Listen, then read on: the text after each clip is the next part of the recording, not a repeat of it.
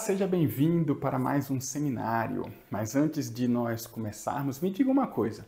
Como é que você está se saindo aí nas avaliações que estamos tendo? Ao final de cada vídeo, você está respondendo lá? Coloca aí nos comentários como é que tem sido o seu desempenho, tá bom? Vamos então para o tema de hoje. Comecemos com uma pergunta. Qual é o ato mais nobre dentro da adoração? Será que seria cantar? Ir à igreja? O que você acha? Vamos discutir um pouco mais sobre isso. Você sabia que o dinheiro foi o segundo assunto mais falado por Jesus? O mestre só não falou mais acerca de dinheiro do que acerca do reino de Deus.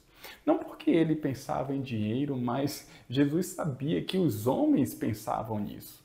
Neste seminário, quero destacar a conexão entre adoração e oferta, que já foi feita em algum seminário anterior.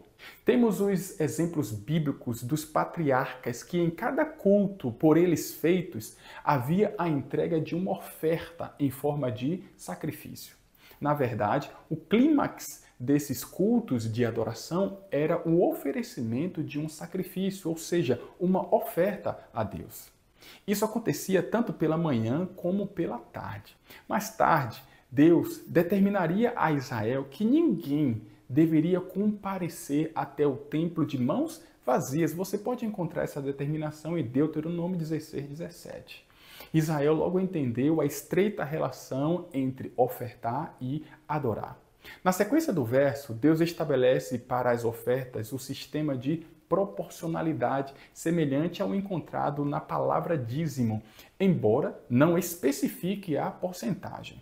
Vamos analisar, por exemplo, que nas ofertas de manjares encontradas em Levítico 2, encontramos por inferência os três pilares da adoração que já destacamos aqui: reconhecer, buscar e confiar. Vamos entender qual o contexto dessas ofertas. Em Levítico 2, encontramos toda a prescrição divina para que essas ofertas fossem oferecidas a ele. Esse era um tipo de sacrifício que não exigia derramamento de sangue. Essas ofertas eram simplesmente uma forma de agradar a Deus e oferecer a ele um presente. Com essa oferta, a pessoa reconhecia a superioridade daquele a quem o presente era oferecido. Sua busca por Deus podia ser vista na colocação do azeite, que é símbolo do Espírito Santo, nessa oferta, conforme os versos 1, 2, 4, 5, 6 e 16. De nada adiantaria ofertar ao Senhor nos cultos e viver sem o Espírito no dia a dia. A confiança, a lealdade do adorador era vista na obediência a todas as prescrições divinas para o oferecimento dessa oferta. Além do azeite que nós vimos que tinha que ser colocado na oferta, não podia faltar o sal, de acordo com o verso 13, e o fermento deveria ser evitado, verso 4, 5 e 11. Já em Levítico 3, lemos a descrição dos sacrifícios pacíficos, ou ofertas de bem-estar. Estas ofertas tinham o objetivo de louvar a Deus. Louvor como resultado da paz pelo perdão de Deus. Louvor que hoje muitas vezes é reduzido a cantar somente. Sobre os rituais do santuário, embora as pessoas não participassem diretamente da maior parte deles, suas ofertas, por sua vez, participavam. Veja esta citação. As pessoas não ofereciam incenso com suas orações, mas elas podiam prover o incenso. Não ministravam o sangue, mas proviam o sacrifício. Não podiam entrar no santuário, mas traziam os presentes e as ofertas que possibilitavam o serviço. Não comiam um pão da proposição, mas traziam a oferta de manjares que seria queimada ao Senhor. No Salmo 100, com a expressão ações de graça, temos a imagem de adoradores agradecidos indo ao santuário levando as suas ofertas. Já no Salmo 96, o verso 8, encontramos: tributai ao Senhor a glória devida ao seu nome, trazei oferendas e entrai nos seus átrios. A conclusão que se chega é a de que o adorador deve ir à casa de Deus para dar e não apenas para receber. Cada culto na igreja é uma oportunidade para reconhecermos a soberania de Deus, confiando a Ele os recursos que a Ele pertencem. Uma vez que reconhecer a Deus como soberano deve culminar com a entrega da vida a Ele, isso inevitavelmente vai passar por tudo que somos e temos, inclusive pelo dinheiro. Essa relação adorar-ofertar também é vista no Novo Testamento. Já vimos também o intento dos magos do Oriente em adorar ao menino Jesus em Mateus capítulo 2 e o que eles fizeram quando o viram. Eles se prostraram e entregaram a Jesus uma oferta. Cada oferta expressava por parte do adorador seu meio para reconhecer, buscar e confiar em Deus. Com a construção de altares, os patriarcas reconheciam os feitos de Deus e cada cordeiro sacrificado apontava sua fé no Messias que viria. As ofertas de manjares também mostravam reconhecimento, gratidão e a presença do azeite e do sal mostrava sua busca diária pelo Espírito e desejo de se conservar puro e santo. Ao irem ao templo levando sua oferta, o adorador reconhecia a Deus como dono de tudo e demonstrava fidelidade ao devolver a parte reclamada pelo Senhor. Da mesma forma, acontecia quando os primeiros cristãos lá de Atos compartilhavam as bênçãos recebidas de Deus com os mais necessitados. Bom, feita então a devida correlação entre adorar e ofertar, veremos agora como adorar a Deus, devolvendo a Ele ofertas. E tudo começa com a preparação. A base para isso está em 1 Coríntios capítulo 16, o verso 2, que diz assim: No primeiro dia da semana, cada um de vós ponha de parte em casa, conforme sua prosperidade, e vá juntando, para que não se faça coleta quando eu for. Com essa orientação, Paulo nos ensina o planejamento que envolve o ato de ofertar. Não é algo que eu decido quando a salva passa ali na igreja, nem tampouco é uma decisão tomada sob efeito de oratória, de um fundo musical, de uma luz ou de outro recurso qualquer. A oferta começa no aconchego do seu lar e é decidida na intimidade com Deus por meio da oração. O segundo ponto que vou destacar aqui é a devolução. E a base disso é Malaquias 3,10, que diz para levarmos à casa do tesouro os dízimos e as ofertas. O terceiro ponto é a oferta ela deve ser regular. E a base para isso é o texto que diz assim: tudo vem de ti e nós apenas te demos o que vem das tuas mãos. 1 Coríntios 29, 14. Aqui nós encontramos claramente o princípio da regularidade. Isso significa que, na medida em que sou abençoado, devo reconhecer isso ofertando. Até porque ofertar é uma questão de obediência e resultado da gratidão. E gratidão é algo a ser demonstrado todas as ocasiões que tivermos motivos.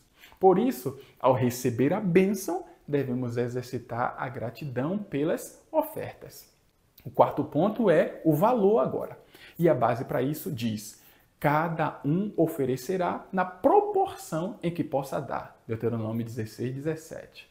Além desse verso, temos também o exemplo de Zaqueu, que ofertou 50% dos seus bens, Lucas 19, 8, e os conselhos de Paulo em 1 Coríntios 16, 2 e 2 Coríntios 8, 3. O ensino bíblico é que a oferta, assim como o dízimo, precisa ser proporcional, ou seja, tem que ser com base em uma porcentagem, assim como o dízimo. A diferença é que a própria palavra dízimo estipula a proporção, ou seja, 10%. Já a oferta é conforme a proposta de cada coração, 2 Coríntios 9, 7. Ou seja, o adorador define a porcentagem de sua renda que representará sua gratidão a Deus. No meu caso, decidimos em família que o nosso pacto seria de 10% dos recursos que recebemos. Além desses 10% que colocamos no envelope e devolvemos na igreja, separamos mais 5% como oferta de sacrifício. Agora, esses 5% não devolvemos à igreja. Nós usamos para fins assistenciais, evangelísticos ou para promover encontros com líderes de departamentos. O quinto ponto, e importante também, são os sentimentos. Olha a base. E ainda, porque amo a casa de meu Deus, o ouro e a prata particulares que tenho, dou para a casa de meu Deus, afora tudo quanto preparei para o santuário. Você encontra esse relato em 1 Crônicas, capítulo 29. Outro verso diz assim: agora, pois, ó nosso Deus, graças te damos e louvamos o teu grandioso nome. Agora, 1 Crônicas 29, 13. Ou seja, amor e gratidão. Dois nobres sentimentos que devem ser a motivação principal em ofertar. O exemplo de Davi mostra um adorador que reconhece as bênçãos de Deus e é tomado de amor e gratidão pelo recebimento dessas bênçãos. E o meio encontrado pelo rei Davi para demonstrar isso foi as ofertas. E ele fez isso de forma generosa. E o último ponto que vamos destacar aqui é o resultado. Veja, o povo se alegrou com tudo o que se fez voluntariamente, porque de coração íntegro deram eles liberalmente ao Senhor. Também o rei Davi se alegrou com grande júbilo. 1 Crônicas 29, 9. Com a proibição divina que não permitiu Davi construir o templo, o rei não só ofertou para essa construção, como conclamou a seus súditos para fazerem o mesmo, lá no verso 5, o que foi pronta e alegremente atendido pelo povo. Alegria é o que deve brotar do coração como consequência de ser fiel ao Senhor e participar com ofertas de sua obra. Afinal, Deus ama a quem dá com alegria, 2 Coríntios 9, 7. Agora vamos refletir. Por que ofertar é tão importante no contexto da adoração? Primeiro, devemos lembrar que Deus foi o primeiro doador. A Bíblia descreve que ele amou o mundo, que deu seu único filho, João 3, o verso 16. Ele concede seu espírito, ele nos dá talentos, sabedoria, oportunidades, bênçãos materiais, etc. Portanto, ao exigir de seus adoradores uma oferta, Deus não pede nada do que ele já não tenha dado primeiro. Na verdade, nada pode equiparar-se à sua generosidade, uma vez que Deus deu todo o céu em Jesus para nós. Você já deve ter a resposta para a pergunta inicial. Qual é o ato mais nobre da adoração? É isso mesmo, ofertar. O ato de fazer uma oferta pessoal ou sacrifício era considerado o mais santo e importante de todos os atos religiosos. A questão é, por quê? Porque ofertar é um símbolo do coração do adorador. Esse é o maior interesse de Deus. Não podemos enriquecer aquele que é dono do ouro e dono da prata, conforme Ageu, capítulo 2, verso 8. Mas a melhor maneira de demonstrarmos quem ele é para nós é devolvendo-lhes ofertas. Cantar é fácil. Levantar as mãos também. Ir à igreja traz benefícios sociais e espirituais para o adorador. Porém, quando nós ofertamos e fazemos isso de forma liberal, estamos abnegando algo de que gostamos, no caso, o dinheiro. Analise comigo também. Gastamos boa parte da vida trabalhando. Por esse trabalho, recebemos um pagamento, geralmente em dinheiro. Quando Deus então pede parte desse dinheiro em forma de dízimo e de oferta, na verdade, Ele está pedindo parte da nossa vida, simbolizada naquelas cifras. Por isso entregamos nossa vida a Deus quando entregamos o dinheiro, que na verdade foi Ele quem nos ajudou a conseguir. Ao falarmos de oferta, inevitavelmente associamos a dinheiro. No entanto, podemos ofertar outras coisas ao Senhor também. Seja uma oferta em forma de tempo em prol de outros, seja utilizando um dom recebido que está sendo desenvolvido e devolvido a Ele. Ou seja, todos têm algo para ofertar, principalmente um coração arrependido e contrito. O apelo de Paulo aos romanos foi justamente para fazermos uma oferta. Não uma oferta envolvendo dinheiro naquele caso. Eis aqui a proposta de Paulo. Rogo-vos, pois, irmãos, pelas misericórdias de Deus, que apresenteis o vosso corpo por sacrifício vivo, santo e agradável ao Senhor, que é o vosso culto racional. Romanos capítulo 12, o verso 1. Aqui podemos destacar muitas coisas com relação à adoração e o papel da oferta nela. Primeiro, enfatizemos que Paulo associa a oferta a culto, ou seja, a adoração. Segundo, adjetiva o culto como sendo algo racional. Isto é, uma adoração espiritual e inteligente em oposição ao culto formal no templo, pois este havia se degenerado nos tempos de Paulo em formalidades e aparências. O culto cristão consiste em uma conduta santa, um culto espiritual e autêntico.